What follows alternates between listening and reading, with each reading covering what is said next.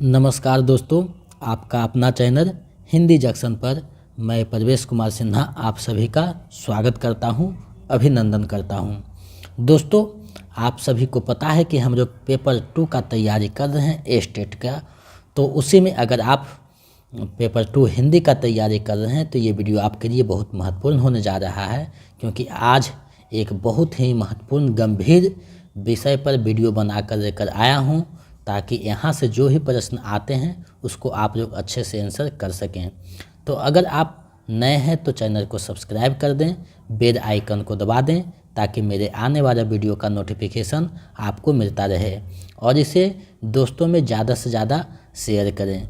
दोस्तों, अगर आप बिहार स्टेट पेपर 2 हिंदी का तैयारी कर रहे हैं तो ये वीडियो आपके लिए महत्वपूर्ण होने जा रहा है, क्योंकि इसमें काव्य शास्त्र के जो अंग हैं रस, उसी के बारे में पढ़ेंगे।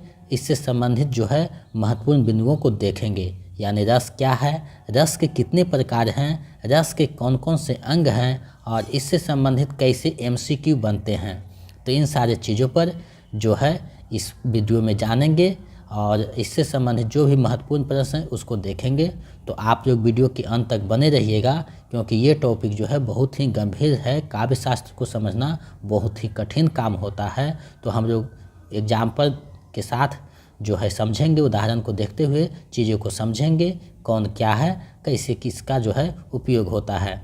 तो चलिए बिना देर करते हुए आज के टॉपिक की तरफ बढ़ते हैं। आज का टॉपिक थोड़ा सा लंबा होगा, तो आप लोग धैर्य बनाए रखिएगा, क्योंकि यहाँ से प्रश्न बहुत ज़्यादा बनते हैं। पेपर 1 में तो सबसे ज़्यादा, पेपर 2 में भी, और बिहार बीपीएससी जो होता है उसमें भी। तो ये सभी दृष्टि से महत्वपूर्ण है। तो चलिए चलते हैं। दोस्तों, आप जैसा कि देख पा रहे हैं रस है, तो इस टॉपिक में हम रस पढ़ने वाले हैं। तो सबसे पहले रस की परिभाषा देखेंगे, आखिर रस है क्या। तो अगर आप ये इसका पीडीएफ पाना चाहते हैं, जितने अभी तक क्लास हुए हैं, जितने होंगे सारे का पीडीएफ पाना चाहते हैं पेपर 2 का, तो 199 रुपया मेरे नंबर 7261815307 पे पेमेंट करके उसका जो स्क्रीनशॉट होगा भेज दीजिएगा हमें इसी नंबर व्हाट्सएप पे। तो हम आपको जो है इधर से पीडीएफ प्रोवाइड करवा देंगे। तो लगभग पेपर 2 का सभी टॉपिक ख़त्म होने का है, 5-6 टॉपिक बचा है, तो 2-4 दिन में ख़त्म हो जाएगा। उसके बाद प्रैक्टिस सेट कुछ चलेगा, और पेपर 1 का भी 5-6 टॉपिक और बचा है, तो उसको भी ख़त्म कर देंगे, और लगभग 20-21 तारीख तक सारा ख़त्म हो जाएगा। उसके बाद हो सकता है बीपीएससी 3.0 का प्रैक्टिस सेट चले, और साथ ही साथ बीच बीच में इसका भी प्रैक्टिस सेट चलेगा। तो आप लोग मेरे से जुड़कर तैयारी को बेहतर कर सकते हैं। और साथ ही जो पेपर 1 का है वो आपका नोट्स जो है टेलीग्राम चैनल पे भेज दिया जाएगा, अभी भेजा नहीं गया है। तो आप लोग टेलीग्राम चैनल से जुड़ जाइए, जिसका लिंक वीडियो के डिस्क्रिप्शन में दिया हुआ है। तो चलिए देखते हैं। आज का टॉपिक थोड़ा सा लंबा है, तो वीडियो को ज़्यादा से ज़्यादा शेयर कर दें अपने व्हाट्सएप ग्रुप में, ताकि हमें एक मोटिवेशन मिल सके। तो रस का शाब्दिक अर्थ है आनंद होता है। कविता को पढ़ने अथवा नाटक को देखने से जो आनंद की अनुभूति होती है उसे ही रस कहते हैं। पाठक या दर्शक के हृदय में अस्थायी भाव ही विभावादि रूप से संयुक्त होकर रस रूप में परिणत होता है। आचार्यों ने रस को काव्य की आत्मा कहा है, यानी हमारे जो शरीर है उसमें विभाव अनुभाव जो है पहले से अस्थायी भाव मौजूद रहते हैं, लेकिन जब उसका जो है साधारणीकरण होता है तो रस के रूप में परिणत हो जाता है। आचार्य विश्वनाथ नाथ ने साहित्य दर्पण में काव्य की व्याख्या करते हुए लिखा है, वाक्यम रसात्मकम काव्यम, अर्थात रसात्मक वाक्य ही काव्य होता है। रस की अनुभूति कैसे होती है, इस संबंध में भरत मुनि ने नाट्य शास्त्र में व्याख्या की है। विभावानुभावा व्यभिचारी संयोगाद रस निष्पत्ति, अर्थात विभाव अनुभाव एवं संचारी भाव अथवा व्यभिचारी भाव के सहयोग से रस की निष्पत्ति होती है। यानी इन सारे भाव जब मिल जाते हैं तो रस की निष्पत्ति होती है। अब जो है रस के अंग के बारे में जानते हैं।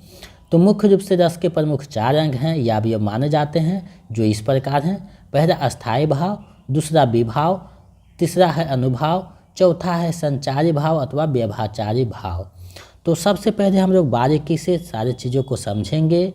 आपको पीडीएफ दे दिया जाएगा, 2-3 बार पीडीएफ को पढ़िएगा तो चीज़ें स्पष्ट हो जाएगी, समझ में आ जाएगी। तो आप लोग जो रजिस्ट्रेशन नहीं करवाए हैं जल्दी से 199 रुपये पेमेंट करके करवा दें, ताकि पीडीएफ उन्हें प्राप्त हो सके। तो अस्थाई भाव की परिभाषा है रस रूप में परिणत होने वाला अथवा मनुष्य के हृदय में जो भाव अस्थाई रूप से विद्यमान रहते हैं उन्हें अस्थाई भाव कहते हैं।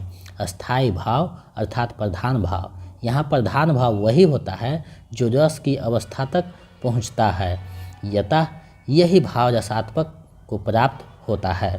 अस्थाई भावों की संख्या प्राचीन आचार्यों ने 9 मानी है, उसी के आधार पर 9 रस माने जाते हैं, परंतु बाद के आचार्यों ने 2 और भावों वात्सल्य और भगवत विषयक रति को अस्थाई भाव की मान्यता दी, अतः इस प्रकार अस्थाई भावों की संख्या बढ़कर 11 हो जाती है। वात्सल्य रस का अस्थाई भाव भी रति होता है, जबकि रति बालक के प्रति होता है तो वात्सल्य रस होता है, और जब रति भगवान के प्रति होता है तो भक्ति रस निष्पादन होता है। अब देखिए यहाँ अस्थाई भाव है, उसको हम लोग देख लेते हैं। तो देखिए पहला है रति, जो अस्थाई भाव, जो रस है श्रृंगार, शोक का जो है रस है करुण, क्रोध अस्थाई भाव का रस है रौद्र, विस्मय का अस्थाई भाव का रस है अद्भुत, निर्वेद का जो है भाव उसका है शांत, हास्य अस्थाई भाव का रस है हास्य, उत्साह अस्थाई भाव का है वीर, भय का है भयानक, जुगुप्सा अस्थाई भाव का है विभत्स, वात्सल्य रति का है वात्सल्य, और भगवत विषयक रति का है भक्ति। तो ये जो है प्रमुख अस्थाई भाव थे। अब जो है विभाव की परिभाषा हम लोग देखते हैं। ये जो टॉपिक है थोड़ा सा लंबा हो सकता है, तो आप लोग धैर्य बनाए रखें, क्योंकि आपके लिए बहुत ही उपयोगी है। चाहे आप बीपीएससी का तैयारी कर रहे हैं या स्टेट का, दोनों के लिए उपयोगी है। और जीवन में भी इसका जो है कोई भी एग्ज़ाम दीजिएगा वहाँ प्रश्न देखने को मिलेंगे, तो चीज़ें को अच्छे से देखिएगा, समझिएगा, क्योंकि मैंने आपको समझने के उद्देश्य से बहुत ही शॉर्ट करके चीज़ों को समाहित किया है, ताकि आप इसे अच्छे से देख सकें, समझ सकें। तो सबसे पहले आप विभाव की परिभाषा देखते हैं। जिन परिस्थितियों के कारण अस्थाई भाव जागृत अथवा तीव्र होता है उन्हें विभाव कहते हैं। विभाव ही अस्थाई भावों का कारण होता है। विभाव के निम्न 2 भेद होते हैं, आरंभन विभाव और उद्दीपन विभाव। अब देखिए आरंभन विभाव क्या है, एक एक चीज़ को हम लोग देखते चलेंगे।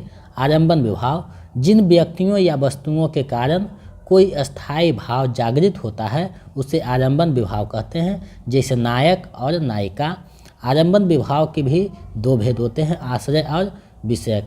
आश्रय आरंभन, जिस व्यक्ति के मन में रति नामक अस्थाई भाव जागृत होता है उसे आश्रय कहते हैं। जैसे राम के मन में सीता के प्रति रति का भाव जागता है तो राम आश्रय होंगे।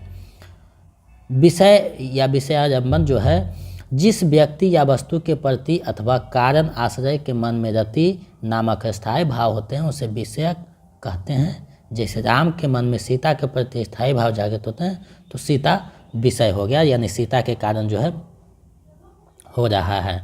अब जो है उद्दीपन विभाव देखते हैं।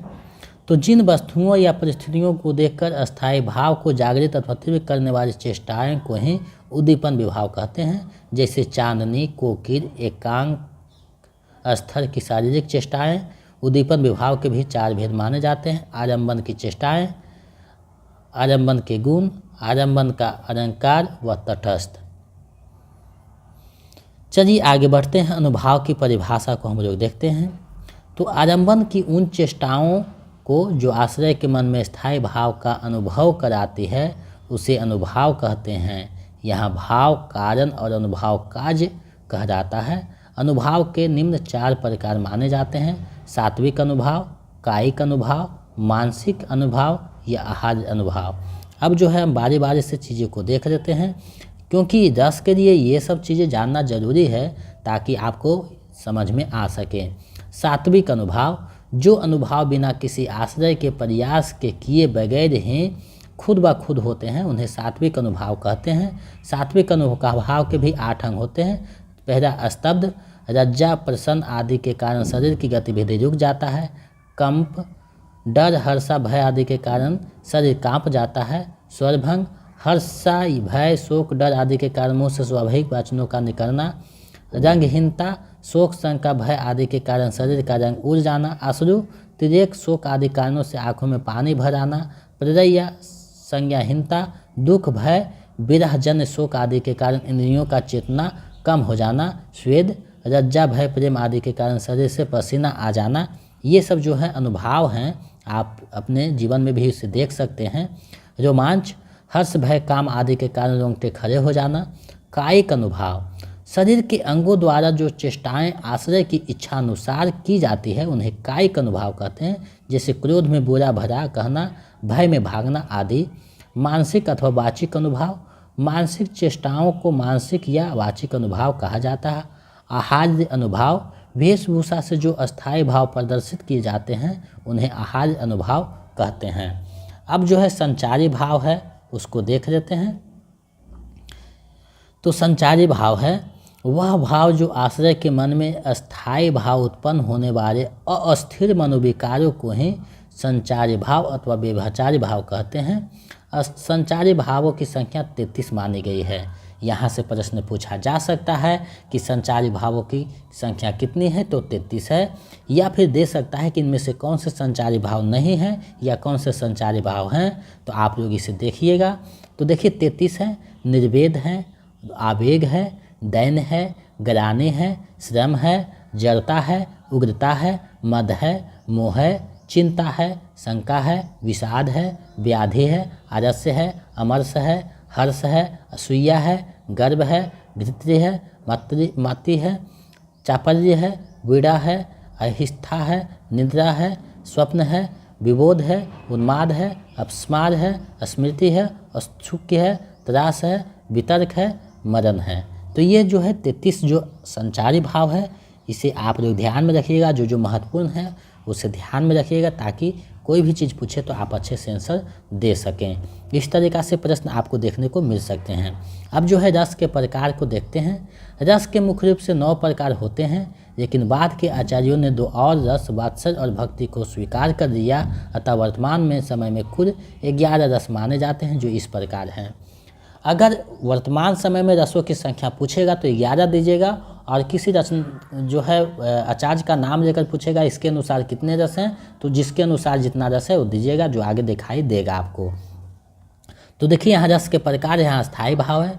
तो श्रृंगार रस का स्थायी भाव रति है, करुण रस का स्थायी भाव शोक है, हास्य रस का स्थायी भाव हास है, वीर रस का स्थायी भाव उत्साह है, रौद्र रस का स्थायी भाव क्रोध है, भयानक रस का जो अस्थायी भाव है वो भय है, अद्भुत रस का अस्थायी भाव विस्मय है, शांत का निर्वेद है, विभत्स का जुगुप्सा है, वात्सल्य रस का वात्सल्य रति है, भक्ति रस का भगवत विषय रति है। अब जो है बारी बारी से सभी रसों को जानते हैं, एग्जाम्पल के अनुसार समझने के प्रयास करते हैं। तो सबसे पहले श्रृंगार रस है। तो श्रृंगार रस की परिभाषा को देखते हैं। सहृदय के मन में जब रति नामक अस्थायी भाव का विभाव, अनुभाव और संचारी भाव के साथ संयोग होता है तो वहाँ श्रृंगार रस रूप में परिणत हो जाता है। श्रृंगार रस के 2 अंग होते हैं, संयोग श्रृंगार और वियोग श्रृंगार।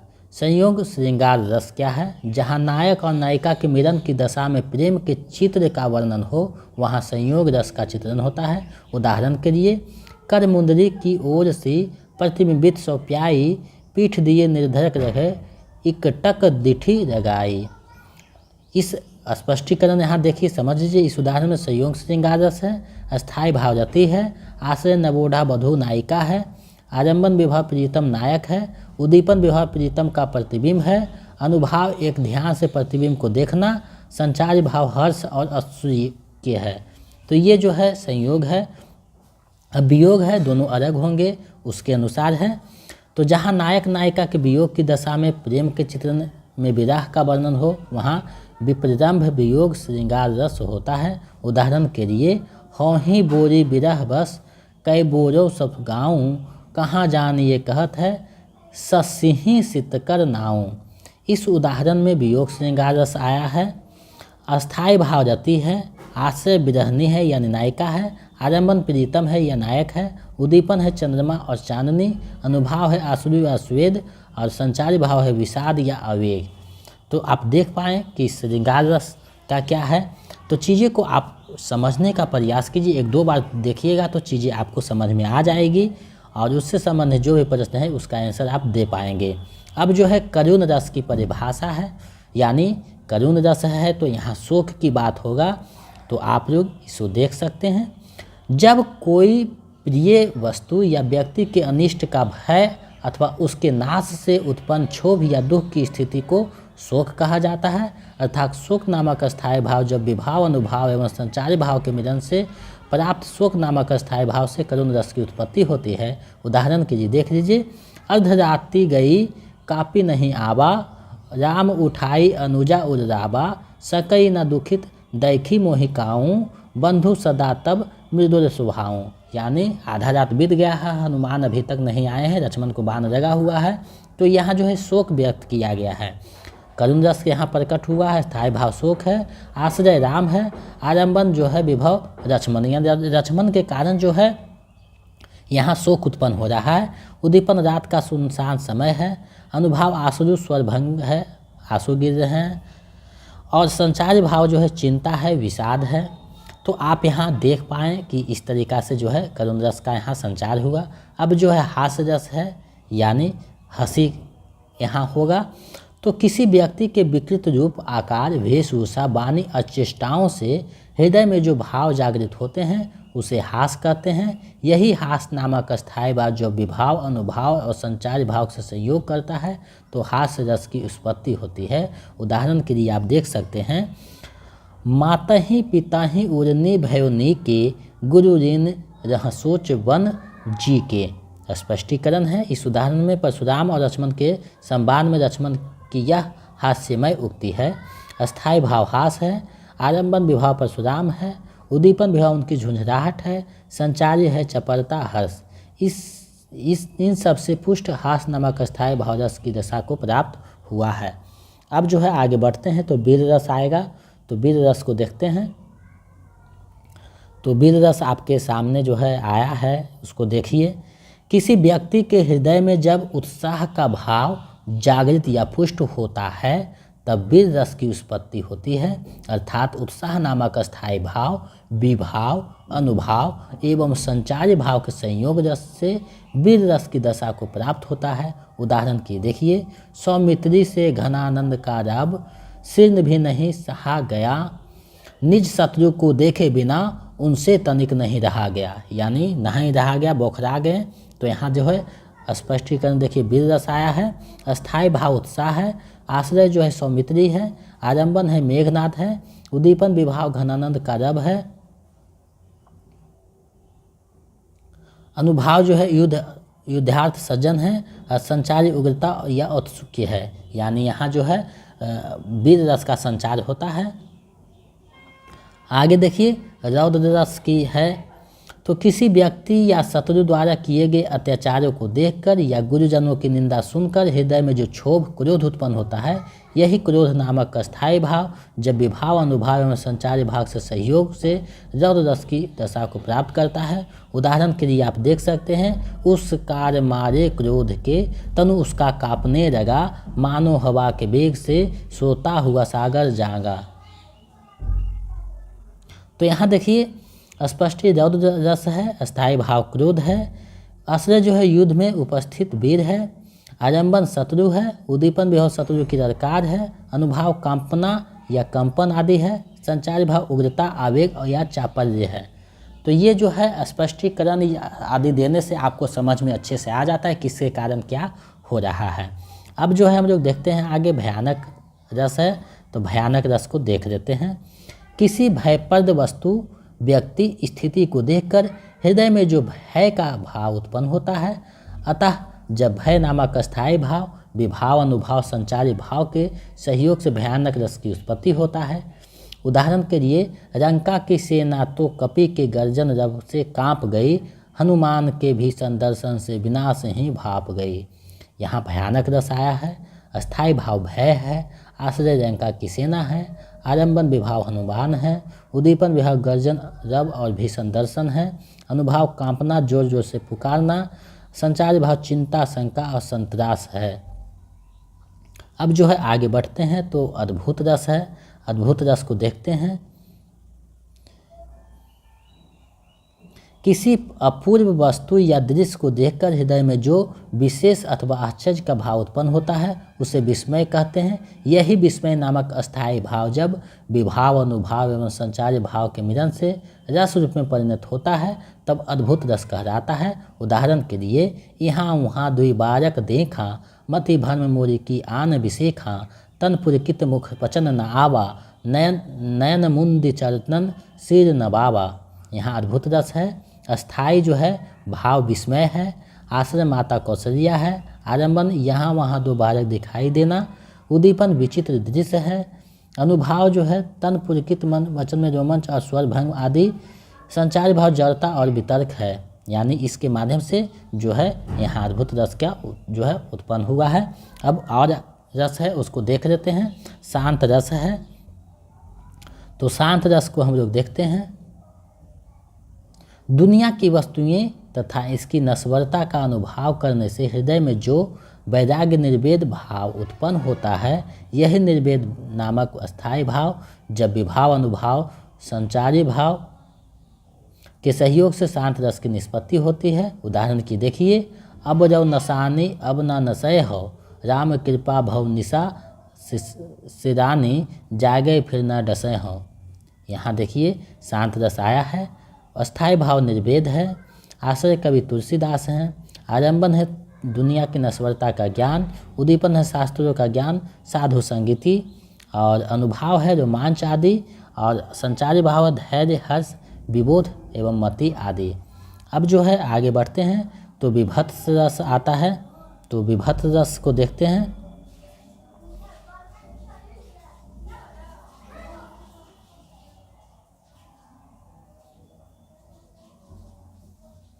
किसी व्यक्ति या वस्तु को देखकर हृदय में जो एक प्रकार की ग्लानि उत्पन्न होता है उसे जुगुप्सा या घृणा कहते हैं। अतः जुगुप्सा नामक अस्थायी भाव जब विभाव, अनुभाव, संचारी भाव के सहयोग से रस के रूप में परिणत होता है तो विभत्स रस कहा जाता है। उदाहरण के देखिए, कहूँ अंतरितिरने पहिरे मार इतारत दिखावत, कोऊ चबी रे चौप सहित निज अंगने रावत। यहाँ देखिए विभत्स रस आया है। अस्थायी भाव जुगुप्सा है। आलम्बन शमशान का दृश्य है। उद्दीपन अतरी की माला पहनाकर इतराना। दैन्य ग्लानि एवं निर्वेद जो है संचारी भाव है। तो इस तरीक़ा से जो है विभत्स रस आया, यानी घृणा का भाव है। तो यहाँ घृणा का भाव उत्पन्न होता है। देखिए अस्थायी भाव जो है उससे आप रस को जोड़ दीजिएगा और चीज़ों को जब समझ लीजिएगा तो आपको रस समझने में परेशानी नहीं होगा। क्योंकि जैसे घृणा जहाँ होगा तो वहाँ विभत्स रस आ जाएगा। जहाँ माता से प्रेम का बात होगा, बच्चे बालक का चित्र होगा, वहाँ वात्सल्य रस आएगा। जहाँ भगवान से जो है चित्र का वर्णन होगा वहाँ जो है भक्ति रस आएगा। तो देखिए वात्सल्य रस से यहाँ माँ और बेटे के बीच जो है रिश्ता बनेगा। तो माँ पिता का अपनी संतान के प्रति जो प्रेम स्नेह भाव जागृत होता है उसे वात्सल्य कहते हैं। और यही वात्सल्य जब भाव, अनुभाव, व्यभिचारी संयोग से जो रस के रूप में आता है तो वात्सल्य रस हो जाता है। उदाहरण, श्याम गौर सुंदर दो जोरी, निरखति छवि जाननी तूने तोरी। यहाँ देखिए श्री राम के बचपन का वर्णन है। अस्थायी भाव वात्सल्य या है। आश्रय माताएं हैं। आलम्बन श्री राम तथा बंधु आदि है। और उद्दीपन जो है श्याम सुंदर रूप करना, यानी हंसी खुशी जो बच्चा का है। अनुभाव जो है पुत्र पुत्रियों को बार बार देखना, दुलारना। और हर्ष, गर्व और सुख जो है संचारी भाव है। अब देखिए अंतिम जो रस है वो भक्ति रस है। तो इसे देखते हैं ताकि आप लोग जो है सारे रस को अच्छे से समझ सकें।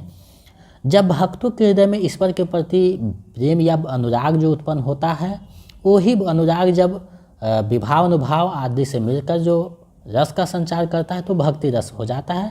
उदाहरण के देखिए, ईश्वर मेरे अवगुण चित ना धरो, समदर्शी ईश्वर नाम तिहारो सोई पार करो। यहाँ देखिए भक्ति रस की निष्पत्ति होती है। अस्थायी भाव अनुराग है। आश्रय भक्ति है। आलम्बन जो है कृष्ण भक्ति है। उद्दीपन जो है ईश्वर प्रभु के चित्रण है। और संचारी भाव हर्ष और निर्वेद है। तो ये भक्ति रस था। अब जो है इससे संबंधित कुछ महत्वपूर्ण बिंदु है उसको देख लेते हैं, क्योंकि प्रश्न यहाँ से भी पूछा जाता है। तो श्रृंगार रस को रसराज कहा जाता है, आपको पता होना चाहिए। रस सूत्र में संयोग का अर्थ भोज भोजक संबंध भट्टनायक ने माना है। रस संप्रदाय के प्रवर्तक भरत मुनि हैं, जिन्होंने अपनी पुस्तक नाट्यशास्त्र में रसों की संख्या 8 मानी है। अभिनव गुप्त ने रसों की संख्या 9 मानी है। भक्ति को रस के रूप में रूप गोस्वामी ने स्थापित किया है। तो ये महत्वपूर्ण बिंदु है, तो यहाँ से प्रश्न पूछे जाते हैं। अब जो है इससे संबंधित MCQ है उसको देख लेते हैं। आप लोग जो है PDF दे दिया जाएगा, 2-3 बार चीज़ों को देखिएगा तो समझ में आ जाएगा। अभी आप फर्स्ट बार अगर देखिएगा तो आपको कठिन लगेगा, समझ में नहीं आएगा, लेकिन 2-3 बार जब देख लीजिएगा तो चीज़ें स्पष्ट हो जाएगी, समझ में आने लगेगा। तो आपको चिंता करने की बात नहीं है, 2-4 बार देखिए, पढ़िए तो समझ में आ जाएगा। चलिए अब जो है इससे संबंधित जो MCQ है 10 उसको देखते हैं, और आपका कितना सही होता है हमें कमेंट करके बताइएगा, ताकि हम समझ सके कि आप मेरे साथ बने हुए थे। तो पहला प्रश्न है, निर्वेद किस रस का अस्थायी भाव है? तो निर्वेद किस रस का अस्थायी भाव है आपको बताना है। तो ऊपर पढ़ाया गया है निर्वेद जो है शांत रस का अस्थायी भाव है, विकल्प ख सही हो जाएगा। चलिए आगे बढ़ते हैं। संचारी भावों की संख्या कितनी मानी गई है? संचारी भावों की संख्या कितनी मानी गई है? तो इसकी जो संख्या है 33 मानी गई है, विकल्प घ सही हो जाएगा। और संचारी भाव को ही व्याभिचारी भाव भी कहा जाता है, ये ध्यान में रखिएगा। चलिए आगे बढ़ते हैं, अगले प्रश्न को देखते हैं। हे खग मृग हे मधुकर श्रेणी, तुम देखी सीता मृग नैनी, उक्त पंक्ति में कौन सा रस है? ये जो पंक्ति आया है इसमें कौन सा रस आया है आपको बताना है। इसमें कौन सा रस का जो है दिखाई पड़ता है। तो इसमें जो रस आया है आप सभी को पता होना चाहिए, करुण रस आया है, विकल्प जो है ग आपका सही हो जाएगा, क्योंकि इसमें जो है करुण रस दिखाई देता है, तो ग सही हो जाएगा। क्योंकि वियोग जो है वर्णन हुआ है शोक का, सीता को ढूंढते हुए राम के मन में शोक उत्पन्न होता है। चलिए अगला प्रश्न देखते हैं। चौथा प्रश्न आप लोगों के सामने है। घन घमंड नभ गरजत घोरा, टकाहीन डर पत मनमोरा, दामनी दमिक रही घन माही, जिमरी डर की मति थिर नाही। इनमें कौन सा रस है? इसमें जो है कौन सा रस है? तो इसमें जो है हाथ से रस आया है, विकल्प क सही हो जाएगा। चलिए आगे बढ़ते हैं, अगले प्रश्न को देखते हैं। भरत मुनि ने रसों की संख्या कितनी मानी है? भरत मुनि ने रसों की संख्या कितनी मानी है? तो अपने जो नाट्यशास्त्र है उसमें 8 रसों का चर्चा करते हैं, विकल्प ख सही हो जाएगा। चलिए आगे बढ़ते हैं, अगले प्रश्न को देखते हैं। बन बितान रवि शशिस दिया फर, भक शरीर परवाह, अब निसेज पंखा, पवन अंकछु परवाह में कौन सा रस है? इसमें जो है कौन सा रस का जो है उत्पन्न हुआ किया गया है? तो इसमें जो है शांत रस आया है, विकल्प ख सही हो जाएगा, क्योंकि परवाह आदि शांत का बात करता है। चलिए आगे बढ़ते हैं। भक्ति को रस के रूप में किसने प्रतिष्ठित किया है? तो भक्ति को रस के रूप में रूप गोस्वामी ने प्रतिष्ठित किया है, विकल्प घ सही हो जाएगा, ऊपर बताया गया था आपको। चलिए आगे देखते हैं। रस सूत्र में संयोग का अर्थ भोज्य भोजक संबंध किस आचार्य ने माना है?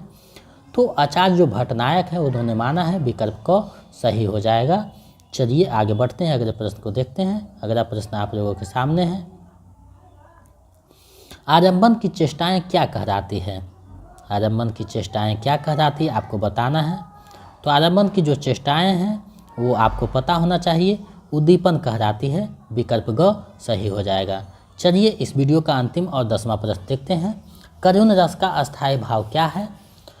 तो करुण रस है उसका जो अस्थायी भाव है वो शोक हो जाएगा, और विकल्प ख सही हो जाएगा। तो ये जो महत्वपूर्ण MCQ और जो महत्वपूर्ण बिंदु था रस से संबंधित, उसको मैंने आप लोगों के बीच जो है प्रस्तुत किया।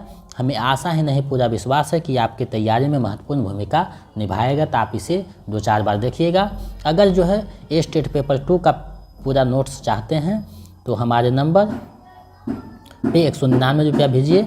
मेरा नंबर है 72 61 81 53 07। इस पे आप जो है 199 रुपया पेमेंट करके उसका स्क्रीनशॉट इसी नंबर पे व्हाट्सएप कर दीजिएगा, तो हम इधर से आपको PDF प्रोवाइड करवा देंगे। अगर आप पेपर 1 का नोट्स चाहते हैं तो हमारे टेलीग्राम चैनल से जुड़ जाइए, जिसका लिंक वीडियो के डिस्क्रिप्शन में दिया हुआ है। वहां आपको PDF भेज दिया जाएगा, अभी भेजा नहीं गया है तो सोमवार तक भेज दिया जाएगा। सभी लोग पहले जुड़ जाए, उसके बाद वहाँ भेज दिया जाएगा। और अगर आप BPSC 3.0 का नोट्स पाना चाहते हैं या सक्षमता परीक्षा का नोट्स पाना चाहते हैं तो हमारे इसी नंबर पे 249 रुपये आपको पेमेंट करना है। उसके बाद हम आपको प्रैक्टिस सेट और सारा नोट्स जो है आपको प्रोवाइड करवा देंगे। तो आपको जो ज़रूरी है उसको आप प्राप्त कर सकते हैं। तो उसके लिए आपको पेमेंट करना होगा, किसी भी माध्यम से पेमेंट कर सकते हैं, गूगल पे, फ़ोनपे या पेटीएम, और उसका स्क्रीनशॉट भेज दीजिएगा तो हम इधर से आपको जो है व्हाट्सएप पे ही PDF प्रोवाइड करवा देंगे। तो मेरे साथ बने रहने के लिए बहुत बहुत धन्यवाद। मिलते हैं एक नए वीडियो में।